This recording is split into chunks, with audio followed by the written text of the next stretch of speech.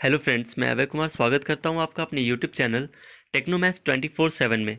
दोस्तों, आज हम CHS का 2018 का हिंदी का क्वेश्चन पेपर सॉल्व करेंगे, जिसमें पहला क्वेश्चन है, हम पंछी उन्मुक्त गगन के किस कवि की रचना है।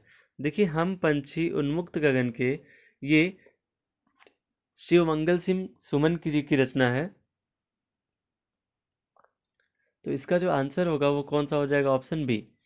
इसके बाद बात करते हैं दूसरे क्वेश्चन की। देखिए, दूसरा क्वेश्चन क्या है, आपकी यात्रा मंगलमय हो अर्थ की दृष्टि से वाक्य है।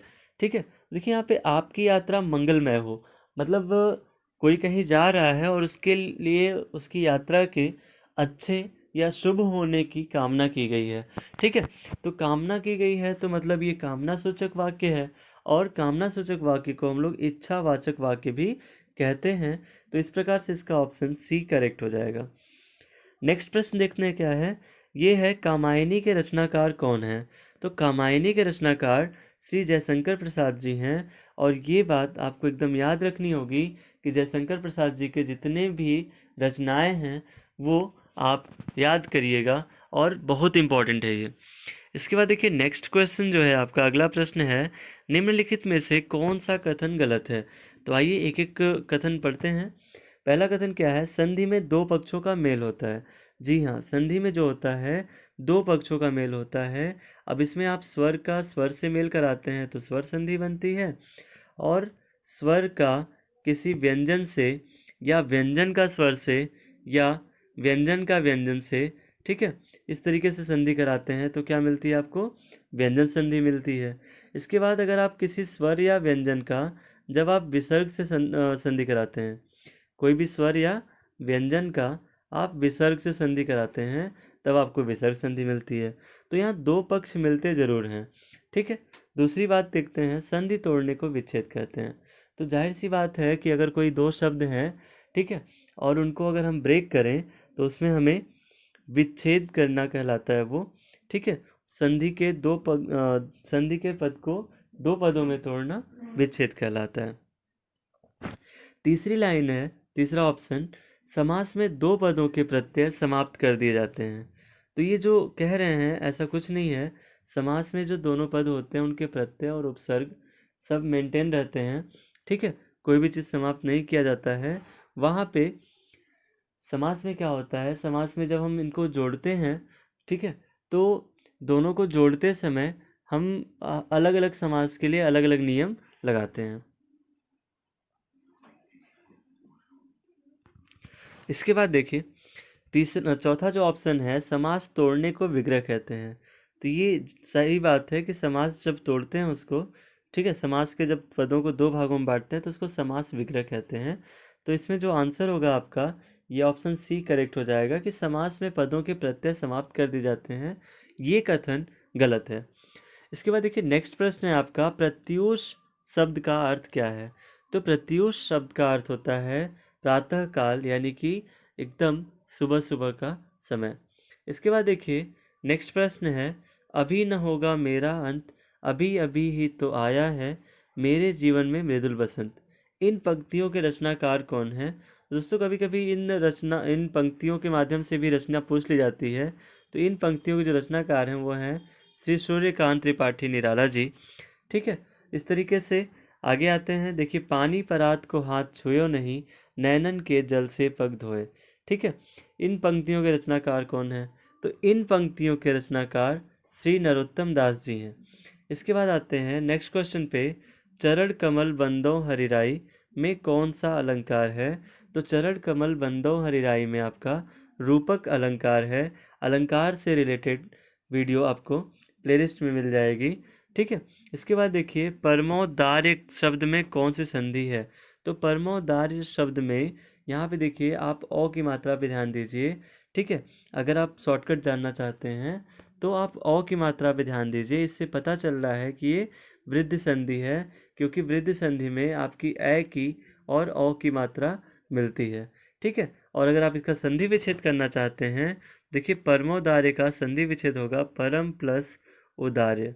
ठीक है, तो इस तरीके से परम प्लस उदार्य का मतलब हो जाएगा कि ये अ और उ मिल करके और उ मिल करके क्या बना रहे हैं, तो ये आपके अ और उ मिल करके वृद्धि संधि बना रहे हैं।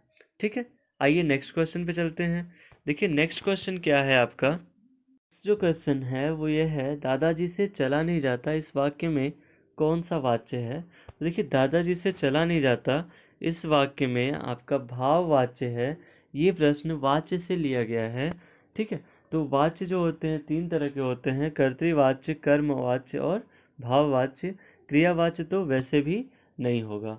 ठीक है, और भाववाच्य इसलिए हुआ क्योंकि यहाँ पे चलने के भाव पर जोर दिया जा रहा है। ठीक है, यहाँ पे कर्ता या कर्म को प्रधानता नहीं दी गई है। इसके बाद आइए बात करते हैं अगले क्वेश्चन की, आग में घी डालना मुहावरे का अर्थ क्या है। तो आग में घी डालना का मतलब आप सब लोग जानते हैं कि अगर कोई बहुत ज़्यादा गुस्से में है तो उसको जा करके जिस पे वो गुस्सा है उसी के बारे में और भी अनाप शनाप बक देना, या जोड़ करके बहुत सारी बातें उसके बारे में बता देना, जिससे कि उसका जो क्रोध है और बढ़ जाए। ठीक है, इसी को कहते हैं आग में घी डालना। तो इस तरीके से इसका जो आंसर होगा वो आपका कौन सा हो जाएगा, ऑप्शन डी, मतलब क्रोध को और ज़्यादा भड़काना। ठीक है, तो इसके बाद देखिए आंसर आपका ऑप्शन डी हो जाएगा। नेक्स्ट क्वेश्चन में आते हैं, नील कमल में समास है। तो देखिए नील कमल में समास है ना, तो नील कमल जो होगा इसका अर्थ अगर हम देखें तो ये हो जाएगा नीला है जो कमल। ठीक है, यहाँ पे हम लोग नील और कमल, कमल को नीला बता रहे हैं, तो यहाँ देखिए ये नील जो हो जाएगा आपका विशेषण हो जाएगा, और कमल जो हो जाएगा वो क्या हो जाएगा आपका विशेष्य हो जाएगा। ठीक है, तो यहाँ पे विशेष्य की विशेषता जिस समास में बताई जाती है उसे हम लोग बोलते हैं कर्मधारय समास। ठीक है, यहाँ पे जो आंसर होगा आपका ऑप्शन डी हो जाएगा।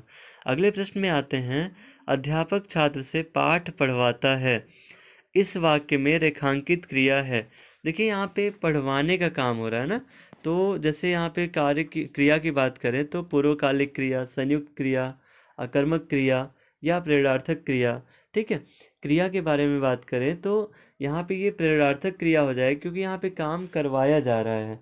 ठीक, अर्थात किसी ने काम कहा है करने के लिए जिससे उसको प्रेरणा मिली और वो काम करना शुरू कर दिया या करना शुरू करने वाला है। इस तरह की बातें जब आएंगी तो वहाँ पे कौन सी क्रिया होगी दोस्तों, वहाँ पे हो जाएगी आपकी प्रेरणार्थक क्रिया। अगला प्रश्न क्या है, अपना काम अपने आप करना चाहिए इस वाक्य में सर्वनाम क्या है। देखिए इस वाक्य में जो सर्वनाम है आपका वो है निजवाचक सर्वनाम। ठीक है, क्योंकि है क्या कि यहाँ पे अपने आप, ये जो लाइन लिखी गई है, जो वर्ड दो शब्द लिखे गए हैं अपने आप, इन दोनों पदों में यहाँ पे हमें जो सर्वनाम है वो निजवाचक सर्वनाम है क्योंकि खुद पर जोर दिया जा रहा है। ठीक है, इसके बाद आइए बात करते हैं अगले प्रश्न की, पिता ने पुत्र को किताब दिया। रेखांकित शब्द में, रेखांकित पद में कौन सा कारक है। ठीक है, तो देखिए पिता ने पुत्र को, तो पुत्र को, ये को कहाँ पे आता है। ठीक है, तो यहाँ पे देखिए ध्यान दीजिएगा, अगर आपने कारक पढ़ा है तो कर्ता ने कर्म को करण से, ठीक है, संप्रदान के लिए, अपादान के द्वारा। ठीक है, इस तरीके से आगे भी बढ़ते हैं लेकिन हमें यही चार ऑप्शन में से देना था। देखिए यहाँ पे पिता ने पुत्र को किताब दिया, तो दरअसल अगर हम बात करते हैं पुत्र को की, यहाँ पे जो भाव निकल रहा है वो है पुत्र के लिए किताब दिया। तो यहाँ पे के लिए जो कारक होगा वो किसके लिए प्रयोग होगा, वो संप्रदान के लिए प्रयोग होगा। ठीक है, तो कभी कभी हमें शब्दों के भाव पे भी जाना होता है, वाक्यों के भाव पे भी जाना होता है, हर बात को हम लोग रट के नहीं कर सकते हैं। इसके बाद देखिए अगला क्वेश्चन क्या है, बुद्धिमान शब्द का स्त्रीलिंग शब्द है। तो बुद्धिमान शब्द का स्त्रीलिंग होता है बुद्धिमती। ठीक है, आप याद रखिएगा कुछ वर्ड्स में, कुछ शब्दों में जहाँ पे मान होता है वहाँ पे स्त्रीलिंग बनाते समय हम लोग क्या कर देते हैं, मति, और जहाँ पे वान होता है जैसे सत्यवान, तो वहाँ पे हम क्या कर देते हैं, वती, तो क्या हो जाएगा, सत्यवती। ठीक है, इसके बाद देखिए अगला क्वेश्चन है, रात शब्द का तत्सम रूप है।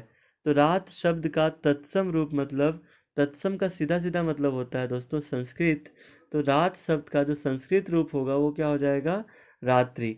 ठीक है, तो रात शब्द का तत्सम रूप हो जाएगा आपका रात्रि।